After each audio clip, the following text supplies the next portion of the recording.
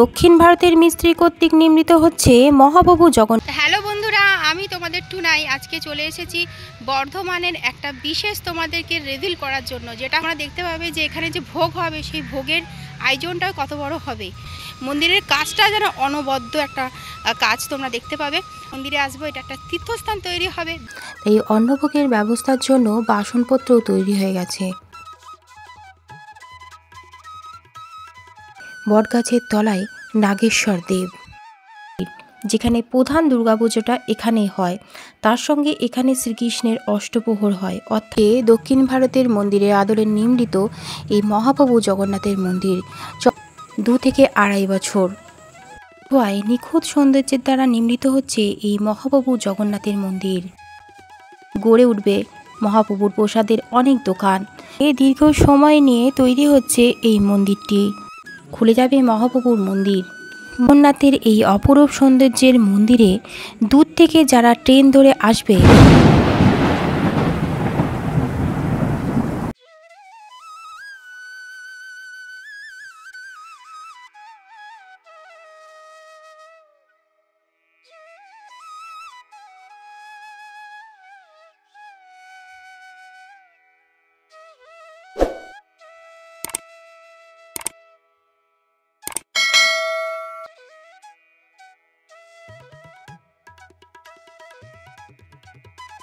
বর্ধমানে দক্ষিণ ভারতের মিস্ত্রি কর্তৃক নির্মিত হচ্ছে মহাপ্রভু জগন্নাথের মন্দির, যা আমাদের বর্ধমানবাসীদের গর্বের বিষয়। মন্দিরের সমস্ত ইনফরমেশন দেবো আমি এই ভিডিওতে, তাই ভিডিওটা তোমরা প্রথম থেকে শেষ অবধি দেখো। কোথায় হচ্ছে এই অপরূপ মন্দির, কবে খুলবে এই মন্দির, মন্দিরে কোন কোন দেবতা থাকবে, মন্দিরে ভোগের আয়োজন থাকবে কিনা, সমস্তটাই বলবো এই ভিডিওতে, তাই ভিডিওটা স্কিপ না করে পুরোটা দেখো।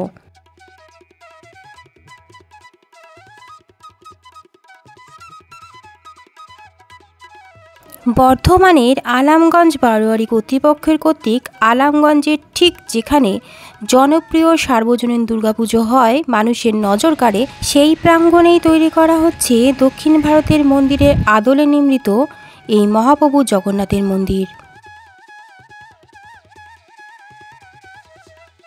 হ্যালো বন্ধুরা, আমি তোমাদের টুনাই আজকে চলে এসেছি বর্ধমানের একটা বিশেষ তোমাদেরকে রিভিল করার জন্য, যেটা হচ্ছে আমাদের বর্ধমানের বুকে এত সুন্দর পিছনে দেখতে পাচ্ছ এটা মন্দির তৈরি হচ্ছে, পুরোপুরি উড়িষ্যার মন্দিরের আদলে তৈরি হচ্ছে। এত সুন্দর মন্দির আমরা বর্ধমানের বুকে এখন আমরা পাবো। আর এই মন্দিরে তোমরা দেখতে পাবে যে এখানে যে ভোগ হবে সেই ভোগের আয়োজনটাও কত বড় হবে। মন্দিরের কাজটা যেন অনবদ্য একটা কাজ তোমরা দেখতে পাবে। মন্দিরটা হতে এখনও মোটামুটি 2 থেকে 3 বছর সময় লাগবে। আমরা অনেকে এই মন্দিরে আসবো, এটা একটা তীর্থস্থান তৈরি হবে, দূর দূর থেকে মানুষরা আসবে। আমরা বর্ধমানবাসীরা অনেকটাই খুশি হবে এটার জন্য।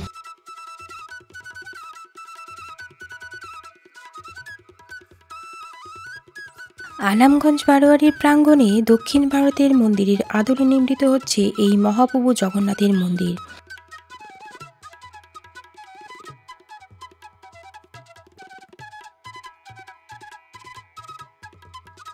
এই মন্দিরে থাকবে জগন্নাথ, বলরাম, সুভদ্রার সঙ্গে মহাপ্রভু শ্রীকৃষ্ণ ও রাধাও।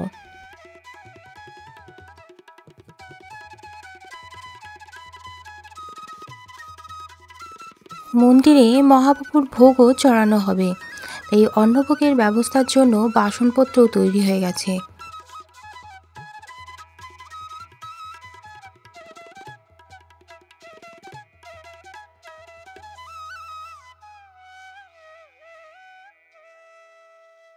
আলামগঞ্জ বারোয়ারি তলায় রয়েছে বটগাছের তলায় নাগেশ্বর দেব। আর এর ঠিক ডান পাশেই দেখতে পাচ্ছ আলামগঞ্জ বারোয়ারি ক্লাবের দুর্গা মন্দির, যেখানে প্রধান দুর্গাপুজোটা এখানেই হয়। তার সঙ্গে এখানে শ্রীকৃষ্ণের অষ্টপ্রহর হয়, অর্থাৎ দোলের দিনে শ্রীকৃষ্ণের নাম সংকীর্তন সারাদিন ধরে চলে। এখানে ভোগেরও আয়োজন করা হয় সেদিন। আলামগঞ্জ বারোয়ারির প্রাঙ্গণেই বাঁ পাশেই তৈরি হচ্ছে দক্ষিণ ভারতের মন্দিরের আদলে নির্মিত এই মহাপ্রভু জগন্নাথের মন্দির। চলো মন্দিরটা তোমাদের ভেতরটা যতটা পারবো একটু দেখিয়ে নেব।